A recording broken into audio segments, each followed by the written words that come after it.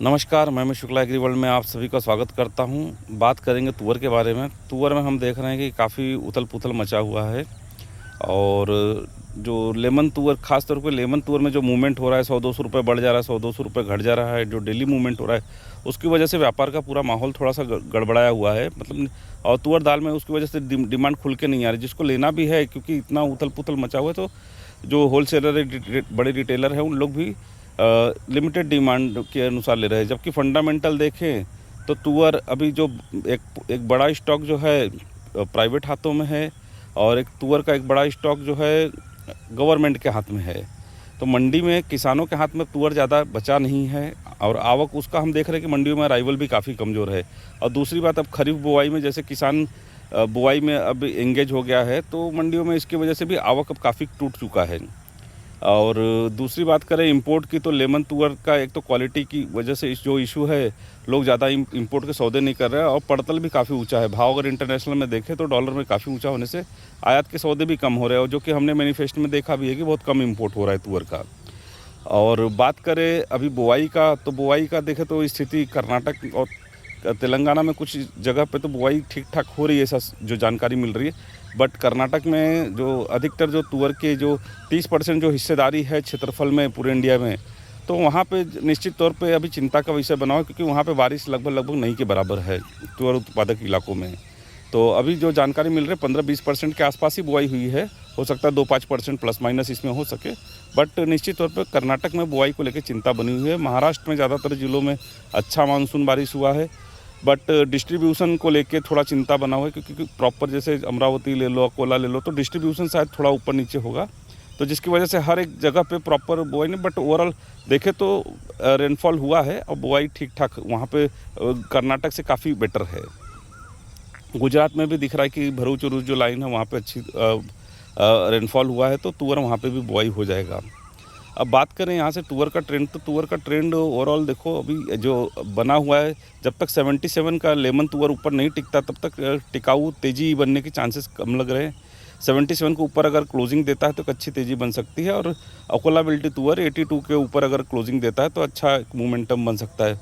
Overall मुझे जब तक गवर्नमेंट की जो टेंडर में सेलिंग नहीं आती है, अगर मार्केट में ओपन मार्केट में सेल नहीं करते, तब तक तुअर मुझे देसी तुअर ज़्यादा अट्रैक्टिव लग रहा है।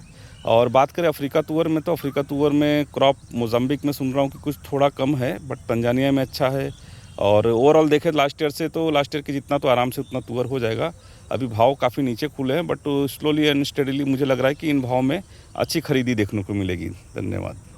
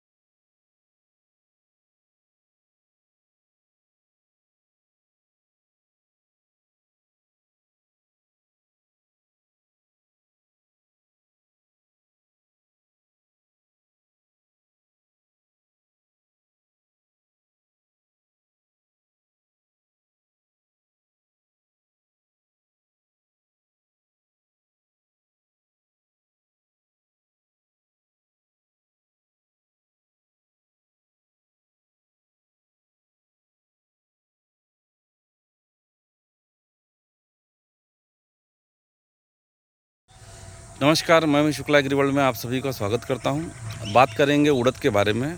उड़द में हम देख रहे हैं कि हाल फिलहाल में काफ़ी अच्छा मोमेंटम बना हुआ है और इसका जो एक प्रमुख कारण है कि एक तो ग्रीष्मकालीन जो उड़द आ रही है मंडियों में, एक तो डिमांड उससे फुलफ़िल हो रहा है या तो बर्मा उड़द आ रहा है उससे। ब्राज़ील उड़द की सप्लाई अभी उतनी नहीं है।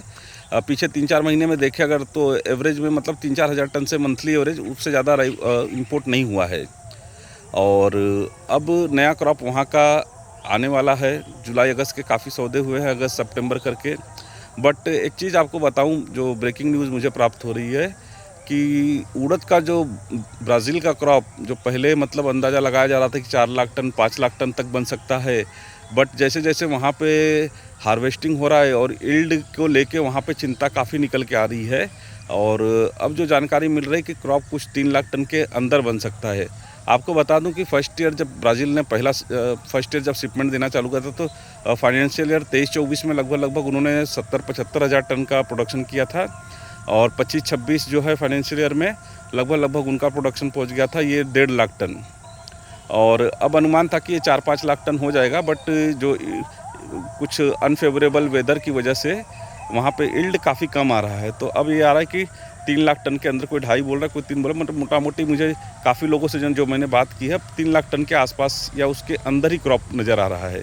तो ये सारे जो फैक्टर हैं उड़द को सपोर्ट कर रहे हैं। बर्मा से अगर देखें तो उड़द का पड़तल ऊंचा बना हुआ है, वहाँ पे भी भाव बढ़ रहे हैं। और एक बार फिर से ईरान और जो अमेरिका का युद्ध चालू रहा है, इससे क्या हो रहा है कि क्रूड ऑयल के दाम बढ़ रहे हैं, रुपीस अपना डिप्रिशिएट हो रहा है, तो इंपोर्ट की लागत भी बढ़ेगी। तो इसके लिए उड़द को सपोर्ट मिल रहा है। यहाँ पे अगर बात करें घरेलू बाज़ार में, तो यहाँ पे खरीफ सोइंग जो खरीफ एरिया है राजस्थान, महाराष्ट्र, एमपी और यूपी, यहाँ पे रेनफॉल लगभग अच्छा हुआ है। ऐसा लग रहा है कि उड़द की सोइंग अच्छी होगी और आगे मौसम फेवरेबल रहेगा तो यील्ड भी अच्छा और उत्पादन भी अच्छा आ सकता है। बट वो अक्टूबर नवंबर में क्रॉप आएगा, तो अभी के लिए तो थोड़ा डिमांड स्लोली स्टेडीली बना रहेगा। ब्राज़ील का उड़द का जो दाम है अब $925-30 के आसपास पहुंच चुका है, तो वहाँ पे भी मतलब जो देखे तो पैरिटी अब काफ़ी ऊंची हो गई है। तो ओवरऑल अभी उड़द के लिए सब कुछ अच्छा ही नज़र आ रहा है। जब तक SQ चेन्नई 9000 के ऊपर है, ट्रेंड मजबूत ही रहेगा। धन्यवाद।